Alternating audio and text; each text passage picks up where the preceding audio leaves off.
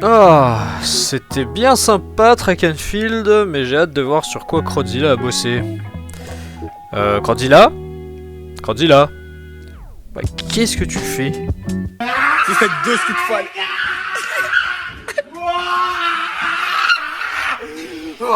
Ah, parfait, je vois que tu es en forme. Bonjour à tous, nouvel épisode de sa Speedrun l'Expo. Aujourd'hui, on va parler de... Resident Evil Survivor. Inutile de s'attarder sur l'entreprise derrière cette licence culte. C'est Capcom. Merci Crodzilla. Oui, mais là, on va parler d'un des opus les moins connus de Resident Evil, qui d'ailleurs a été édité en collaboration avec le studio britannique Eidos Interactive, les créateurs de la plus grande archéologue du jeu vidéo, Lara Croft. Oh oui, elle est jolie là. Ferme ta braguette Crodzilla, on voit... Miaou. Mais ils sont aussi derrière d'autres licences, évidemment.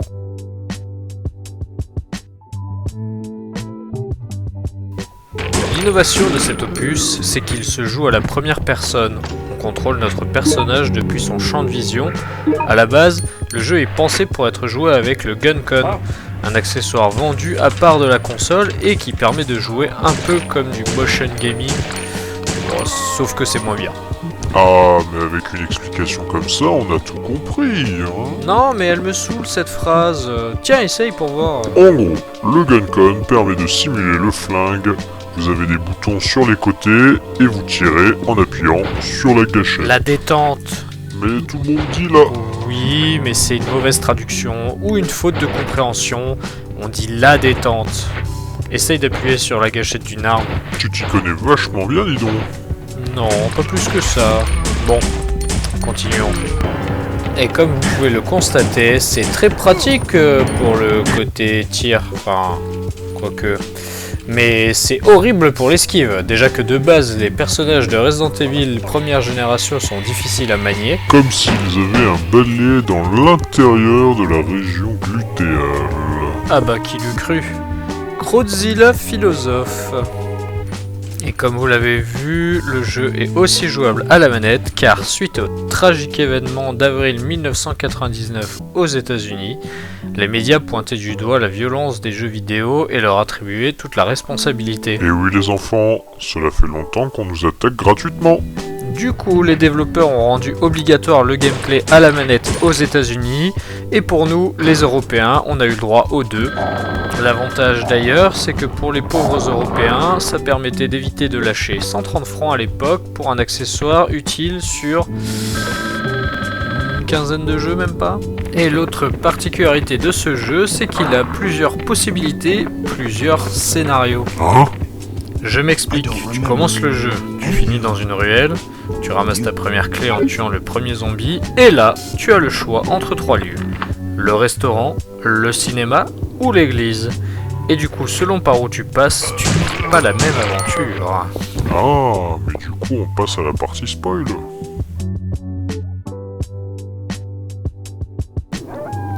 On commence l'histoire après un crash d'hélico. Notre héros se réveille, mais se rend compte qu'il est amnésique. Avec son flingue à la main, il comprend qu'il est dans la merde.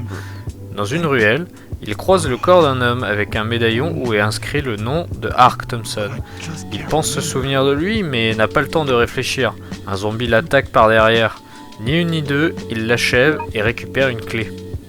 Et c'est là que les embranchements commencent. Oui, car soit le héros passe par le restaurant, où l'on apprend rien de spécial, soit le cinéma, qui diffuse des vidéos de micro-organismes, oui passionnant, ou alors l'église, où l'on apprend que le pasteur sait des choses sur certaines magouilles qui se passent dans la ville.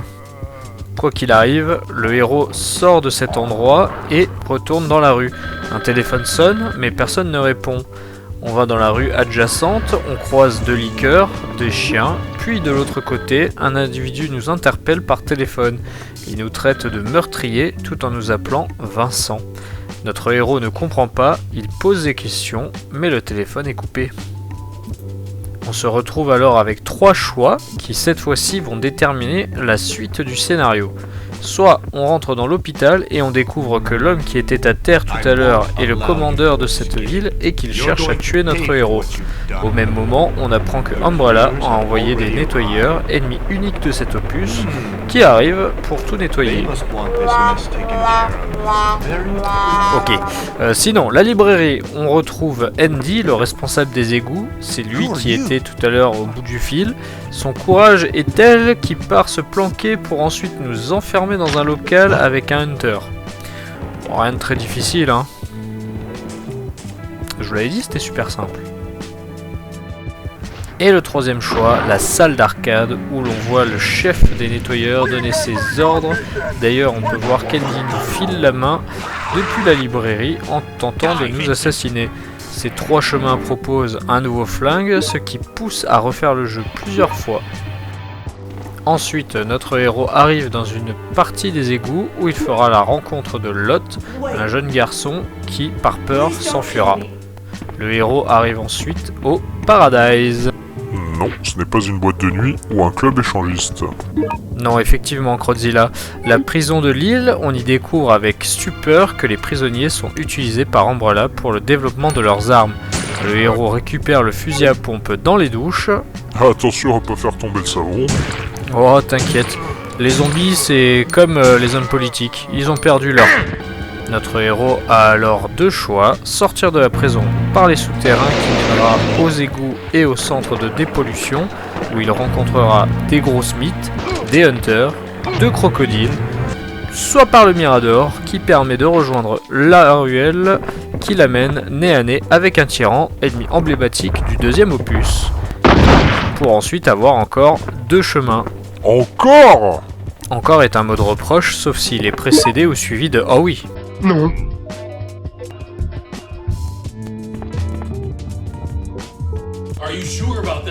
Je disais donc, le héros a le choix entre la boîte de nuit, remplie de tyrans, ou l'entrepôt, rempli de nettoyeurs. Crotzilla, tu as un commentaire ? Non, plutôt une suggestion. Je peux faire la suite. Ok, je t'en prie. Donc, le héros arrive dans les locaux d'Umbrella, petit flashback, il se souvient d'être déjà venu ici. On entre, on tue les ennemis sur le chemin, puis on arrive dans le bureau du commandeur. Sur la vidéo de surveillance, on voit une petite fille et notre héros essaye de lui parler derrière la caméra. Puis re-flashback, il récupère la carte d'accès après avoir rencontré un autre tyran, puis on retrouve la fille nommée Lily, mais pas le temps de lui poser des questions, Lot, son grand frère, vient à la rescousse pour s'échapper avec elle. Alors, comment tu me trouves ? T'as bien géré. Je vais continuer si ça te dérange pas. Notre héros poursuit les enfants. Quoi ?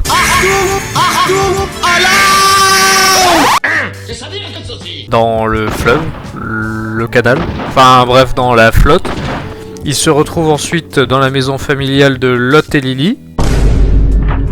Calmez-vous, monsieur Darmanin, ça va bien se passer. Quand on a une augmentation, c'est très drôle, c'est très amusant. Non mais Crotzilla, t'as fait exprès là sur le script. Bah non, c'est pas ma faute, c'est le jeu, il est comme ça. T'as vraiment les idées tordues, toi, quand même. Ah non, pardon, c'est avec l'actualité en ce moment là, c'est... Pardon, je reprends.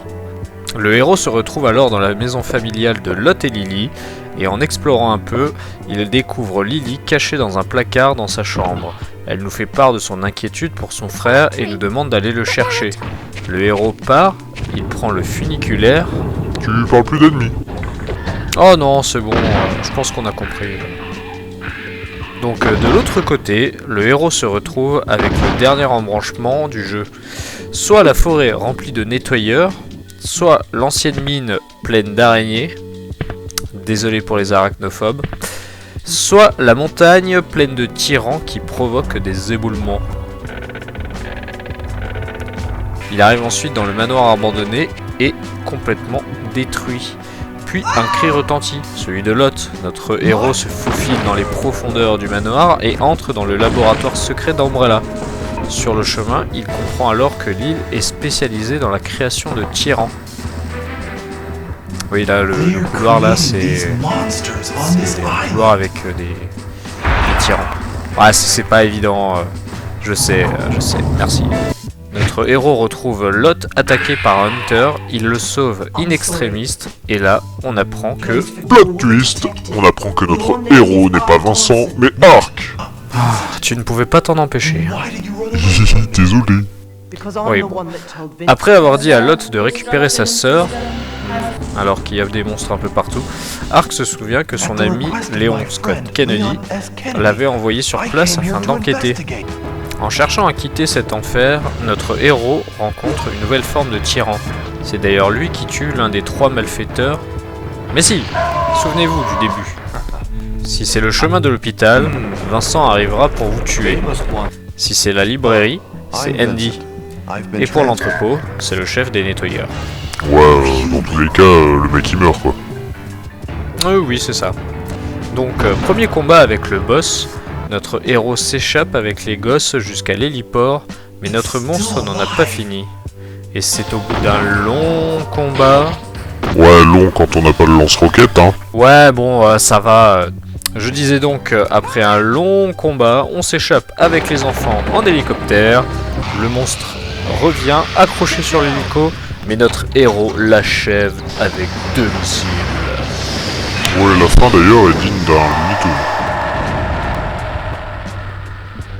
Alors, bon, c'est un jeu original. On sent que Capcom est sorti des sentiers battus afin de nous proposer une aventure différente des 3 premiers opus. Celui-là est sorti en 2000 sur PlayStation 1. Le jeu est jugé moyen par un grand nombre de personnes. La rédac de jeuxvideo.com lui attribue un 10 sur 20, là où les joueurs, eux, attribuent un 10,3 sur 20, ce qui est à peu près pareil. Gamecult, lui, attribue un 3 sur 10. Et Solo Gamer Test lui attribue aussi un 10 sur 20. Côté États-Unis, GameSpot attribue un 3,9 sur 10 et IGN un 3,5 sur 10. Il n'y a seulement au Japon où le magazine Famitsu lui attribue un 30 sur 40. Oui, bon, les Japonais, ils notent pas comme nous. Cet épisode divise énormément la communauté, surtout en lien avec la rigidité du gameplay. Mais Capcom en retirera une très bonne expérience. Heureusement pour nous, ils n'ont pas eu l'idée saugrenue d'ajouter le Nemesis dans ce bordel. Non, ils l'ont gardé pour Resident Evil Survivor 2 sur PS2. Je peux faire un épisode dessus? Oh bordel, non. Game over.